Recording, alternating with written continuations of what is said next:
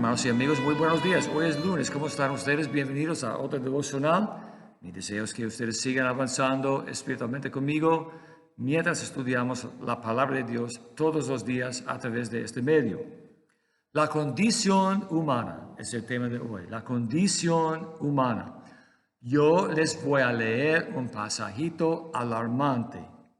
Pero recuerden, hermanos, que el pasaje que les voy a leer se trata de las personas que no han nacido de nuevo. Todos nosotros también vivimos así antes de haber aceptado a Cristo. Entonces, hermanos, escúchenme muy bien, les voy a relatar algo muy interesante. Hace años yo estaba hablando con un amigo mío respecto a la condición humana en términos de la naturaleza humana. Y yo le dije a la persona, las personas por naturaleza son malísimas. Somos pecadores, vivimos en bastante iniquidad, así somos egoístas, prepotentes, aprovechados. Y él me dice que no es cierto. Yo creo que por lo general, con las excepciones de las personas malas, obviamente las hay, ¿verdad? Con esa excepción, la mayoría de las personas son buenas. La perspectiva humana tal vez declara eso. O nos encanta pensar así porque no queremos aceptar el hecho de que la raza humana es un desastre total. Pero realmente lo es y la Biblia así lo declara. Entonces, el pasaje que yo les voy a leer se trata de las personas que no han nacido de nuevo. Es necesario, hermanos, que entendamos la realidad de la condición humana, de la naturaleza humana, para que podamos evangelizar efectivamente. Si entendemos cómo los incrédulos piensan, vamos a poder enfocar nuestro mensaje en su clase de carácter para que la persona se identifique con el mensaje. No siempre da un resultado positivo. A veces cuando yo he hablado con personas de la maldad natural de los seres humanos, ha habido personas que se pusieron bien enojados o enojadas, ¿verdad? Eso lo entiendo. A nadie le gusta escuchar que es una persona mala o pecaminosa o algo así, pero sus preferencias no cambian, ¿verdad? Lo que es la verdad. Romanos capítulo 3, hermanos, en Romanos 3, empezando con el versículo 9, encontramos la perspectiva divina respecto a la naturaleza humana. Antes que yo les lea el pasaje, recuerden que el Señor tiene su manera de pensar, nosotros tenemos nuestra manera de pensar. Como cristianos debemos alinear, digamos, nuestros pensamientos con los del Señor. Pero el mundo no lo hace y como consecuencia de eso, el mundo sigue otro rumbo. Un rumbo que conduce a la perdición. Bueno, Romanos capítulo 3, empezando con el versículo 10. Como está escrito, no hay justo ni aún uno. Antes que yo aceptara a Jesucristo, yo creía que más o menos era una persona más o menos buena, a pesar de mis defectos. No hay nadie así que dice, no hay justo, no hay una persona recta, ni aún uno. No hay quien entienda, no hay quien busque a Dios. ¿Qué significa eso? El hombre natural, el hombre no generado, no busca agradarle al Señor. Tal persona solo se fija en lo suyo. Quiere vivir a su manera, ignorando los mandamientos y las leyes del Señor para que puedan vivir conforme a sus deseos. Hermanos, en muchos casos el incrédulo busca ignorar o borrar la ley del Señor de su mente para que pueda continuar en pecado, porque la ley nos recuerda de nuestros defectos. Si vivimos inconscientes de nuestros defectos, ¿verdad? Tenemos la tendencia de pensar que somos buenas personas cuando la Biblia nos indica lo contrario. ¿verdad? No hay quien entienda. Naturalmente, el hombre natural, dice la palabra del Señor, no recibe la palabra del Señor. Solo la persona que ha experimentado y ha respondido a la convicción del Espíritu Santo, tales personas son capaces de buscar y entender al Señor. No hay quien entienda, no hay quien busque a Dios, ¿verdad? Continuando. Todos se desviaron, es cierto. Yo no quería andar con el Señor antes de haber aceptado. Ustedes tampoco. Ustedes tenían sus conceptos respecto a la vida y ustedes andaban como querían andar. Y yo también, ¿verdad? Todos se desviaron. A una se hicieron inútiles, ¿verdad? El hombre natural, el hombre no regenerado, desde la perspectiva del Señor, es un inservible, una persona completamente inútil, porque tal persona se da al pecado, no busca vivir en justicia o en rectitud o algo así, ¿verdad? No hay quien haga lo bueno, y es cierto, nuestras buenas obras que realizábamos de vez en cuando andábamos en el mundo, realmente no nos ganaron el favor del Señor. La Biblia dice en Isaías que las buenas obras del inconverso, del impío, son como trapo de inmundicia. Son cosas completamente inmundas, sucias. El Señor no acepta a nosotros como consecuencia de nuestras buenas obras, aunque el diablo quiere que pensemos lo contrario, ¿verdad? ¿Ok? ¿Qué dice? Se desviaron, a unas se hicieron inútiles. No hay quien haga lo bueno, no hay ni siquiera uno. Sobre la faz de la tierra, desde los días de Adán y Eva, no ha habido una persona buena por naturaleza.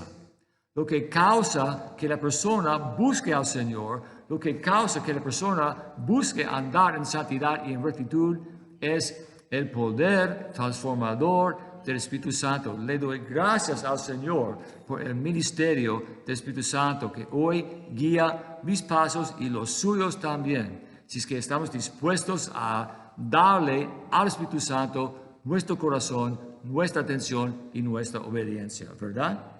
Siguiendo, versículo 13. Sepulcro como una tumba, abierto es su garganta, como con su lengua engañan. Veneno de áspides hay debajo de sus labios. Los seres humanos, ¿verdad? En muchos casos, los no regenerados, ¿cómo viven? Sembrando mentiras para obtener lo suyo, para obtener lo que quieran. O promulgan mentiras para engañar a las personas, para aprovechar. O buscan encubrir sus malas acciones a través de una maraña de mentiras, o que andan hablando mal de los demás, criticando, chismeando, ¿verdad? ¿Sí o no? Eso pasa, ¿verdad? La Biblia dice que no debemos permitir que ninguna palabra corrupta salga de nuestra boca. Las malas palabras que las personas utilizan sin pensarlo dos veces, como personas ni civilizadas, ¿verdad? Es cierto. Entonces, muchas veces engañamos como incrédulos para obtener lo que nosotros queramos. Es cierto, así somos nosotros por naturaleza. Gracias al Señor que Él nos ha dado otros deseos y otras perspectivas. Eso no significa que el cristiano no sea capaz de mentir. Los cristianos mentimos todos los días, ¿verdad? No todos lo hacen todos los días, pero en el mundo hay cristianos, hoy uno, mañana otro, que pasan por la calle, por la vida, mintiendo, ¿verdad? La Biblia dice que los mentirosos no tienen lugar en el reino del Señor. Sepulcro abierto es su garganta, ¿verdad? Veneno de áspides hay debajo de sus labios cuando andamos criticando a los demás. Y es cierto. Su boca está llena de maldición y de amargura, ¿verdad? Cuando tenemos, ¿verdad?, amargura en el corazón, la amargura se traslada desde el corazón hasta la boca y así sale. Necesario por esa razón que controlemos la condición de nuestro corazón. El tiempo está pasando volando, tengo que hablar más rápido. Sus pies se apresuran para derramar sangre, ¿verdad? O sea, los incrédulos no piensan siempre en el bienestar de los demás.